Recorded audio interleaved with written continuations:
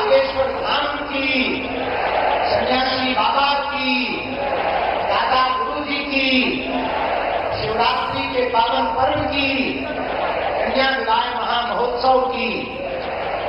आज हम सबका, बुंदेलखंड वासियों का और हमारा पूरा परिवार, हमारी सभी बेटियां, 251 जोड़े यहाँ विराजमान हैं, हमारे दामाद, इन बेटियों का सौभाग्य जागा है। और सौभाग्य में इन बेटियों का भाग्य इतना अद्भुत है कि देश की प्रथम नागरिक महामहिम राष्ट्रपति महोदया अपने पावन तीर्थ बागेश्वर धाम पर पधारी हुई है। पूरे बुंदेलखंड की तरफ से, बागेश्वर परिवार की तरफ से हम सब जोरदार ताली बजा करके खूब खूब स्वागत करें। जय श्री राम। और उतना ही नहीं, यहाँ महामहिम राष्ट्रपति महोदया तो पहुंची ही है, पर अद्भुतता ये है, पुनः में हम पूर्व में तो नाम लेना भूल ही गए थे जल्दी में, लेकिन आज हमको पुनः सौभाग्य मिला और पुनः स्वागत करने का सौभाग्य मिला। इन बेटियों को आशीर्वाद मिला हमारे मध्य प्रदेश के राज्यपाल महोदय श्री मंगू भाई पटेल जी, आपका भी बहुत बहुत स्वागत।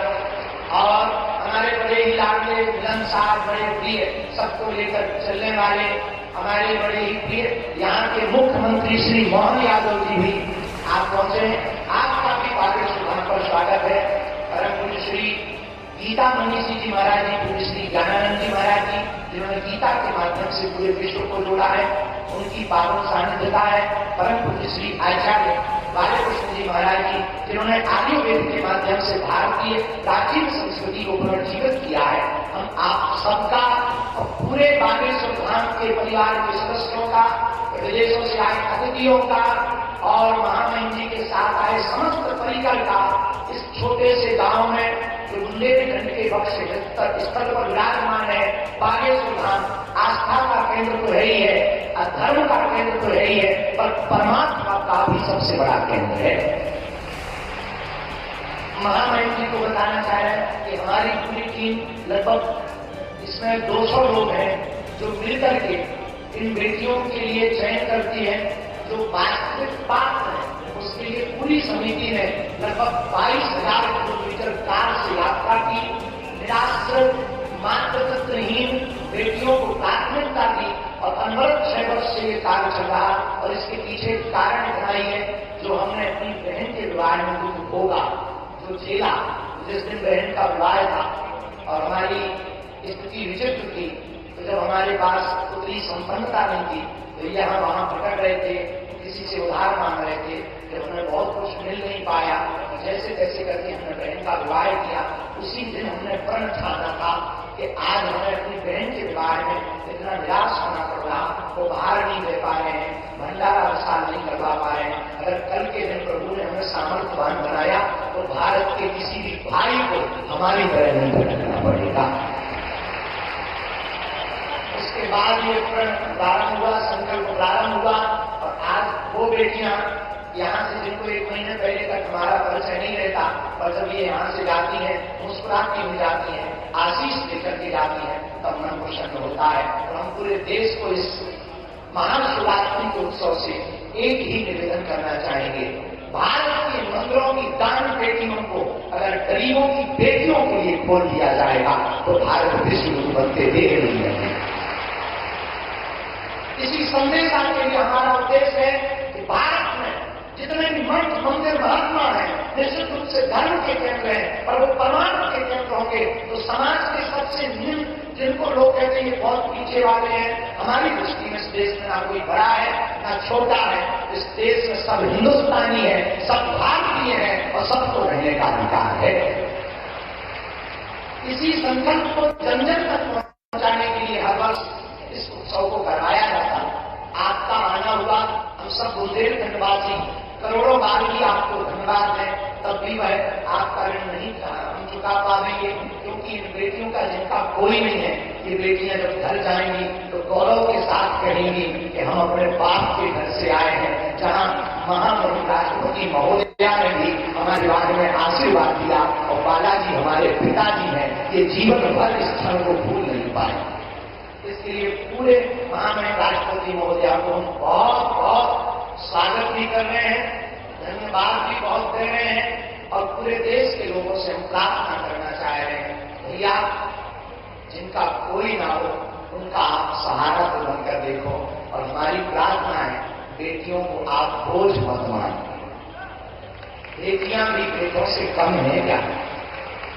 अगर बेटियां बेटों से कम होती तो भैया हमारी बेटियां बड़े बड़े उच्च शिखर पर ना पहुंचती। यहां तक कि भारत में यत्र नार्यस्तु पूज्यन्ते रमन्ते तत्र देवता, यहाँ देवी रूप में पूजा होती है। हमारे पूरे विश्व के अन्य देशों में नारी को भोग्य माना जाता, एक अपना भारत है जहां पूज्य माना जाता है। किसी एक घटना के साथ हम बात को विराम की ओर ले जाएंगे। एक दो व्यक्ति बैठे हुए थे, आपस में बात कर रहे थे, तो एक ने कहा, पता है तुम्हें हम बहुत भाग्यशाली हैं। बोले क्यों? बोले हमारे दो बेटे हैं। तो दूसरे ने कहा, हम तुमसे ज्यादा भाग्यशाली हैं, हमारे घर 3 बेटियां हैं। और सामने वाले ने कहा कि नहीं, जब मुखाग्नि दी जाती है तब बेटे ही काम आते हैं, बेटियां काम नहीं आती हैं। तब तक एक छोटी सी बच्ची पीछे खड़ी हुई थी उस व्यक्ति की। उसने कहा, अंकल बेटियां भिखारियों के घर पैदा नहीं होती हैं, बड़े जिगरे वाले के घर पैदा होती हैं। जिनका बड़ा दिल होता है तो वो बाप इतने बड़े दिल का होगा जो 20 साल तक बेटी को पालता है, पोसता है और बड़े हर्ष के साथ बेटियों का कन्यादान कर देता है। हमारा भारत अद्भुत है। इस भारत में बहुत से ऐसे लोग हैं जो निराश्रित हैं, बहुत विचित्र विचित्र परिस्थितियों में जीवन जी रहे हैं। पूरे विश्व के लोगों को और भारत के मंदिरों के आचार्यों को हम हाथ जोड़ करके करबद्ध प्रार्थना करना चाह रहे हैं। इसी संदेशा के लिए यह कार्यक्रम किया जाता है कि हमें प्रत्येक व्यक्ति को ये संकल्पबद्ध होकर के आज जाना है कि मंदिरों की दान पेटियों की राशि को गरीबों की बेटियों में लगाना है। पुनः साधु समाज जो बेटियां आज हमारे अंदर की 3 बेटियों की आज विदाई के भावुक बहुत है। हम बहुत ज्यादा बोल नहीं पाते इन बेटियों को देख करके, तो हम ज्यादा कुछ ना कहते कि महामहिम राष्ट्रपति महोदया का, आए हुए संत जनों का, माननीय मुख्यमंत्री जी का, राज्यपाल महोदय का, हम बहुत यहाँ के क्षेत्रीय सांसद हमारे भैया श्री डी शर्मा जी का, आप सबका हम अपना बहुत साधुवाद कर रहे हैं कि इन बेटियों के उत्सव में आप पधारे हैं। और इन बेटियों को भी हम कह रहे, बेटियों जब घर जाना मुस्कुराते हुए कहना, हमारे ब्याह में महामहिम राष्ट्रपति महोदया भी आई थी। इसी गौरवपूर्ण क्षण के साथ पूरे बागेश्वर धाम परिवार के जन हम सब बहुत जोरदार ताली बजा करके सबका स्वागत करते हैं, सबका स्वागत करके सबको धन्यवाद देते हैं। जय